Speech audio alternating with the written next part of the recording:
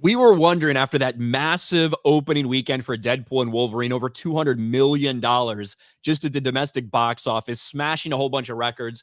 We're kind of wondering what that second week would look like. Was it going to be, we all thought it was going to be a better hold than some of these other things that have come out, whether it's Multiverse of Madness or Ant-Man and the Wasp Quantumanium. But what was the final number going to be? Well, it's massive. Deadpool and Wolverine zooms to $97 million record-making second weekend, hits $824 million globally. Jeez. And to put that in perspective, that's the 8th biggest second weekend of all time and the 5th biggest second weekend for an MCU title. It fell only 53%. Insane hold. Insane hold. Based on the rounding here at the numbers, they say 54%. Either way, I was expecting around 60-ish, right? Which still would have been solid, which still would have been good for a superhero movie that opened that big. But a 54% drop. And I think the more telling number is that 97 million. Spider-Man No Way Home had a big drop of 67%, but it opened to 260 million.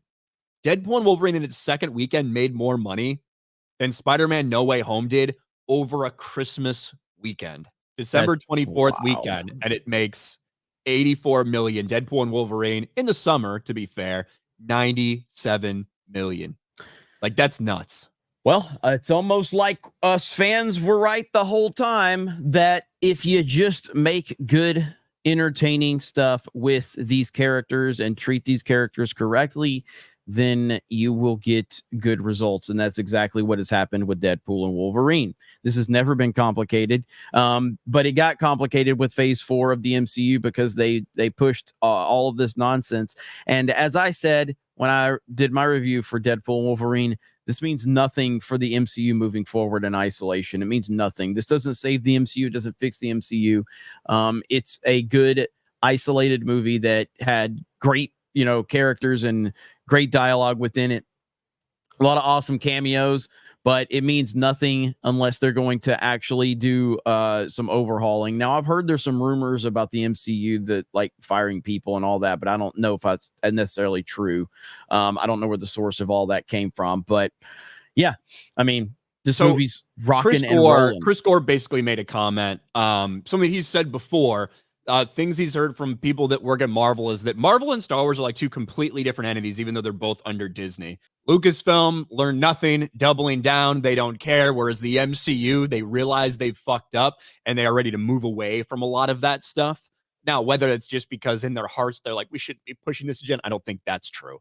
But I think that the bottom line is getting to the point where they realize they can't do this anymore.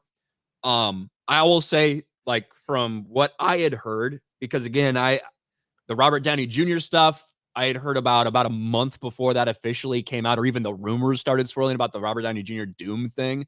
That was kind of hinted at as well, that it's like, hey, we've done a lot of this stuff. We tried to push for all this representation, and it really fucking didn't work. We need to get back to what works and what makes money and what makes fans come out and like invest in us again. There's still a lot of shit that's yet to come out for Marvel.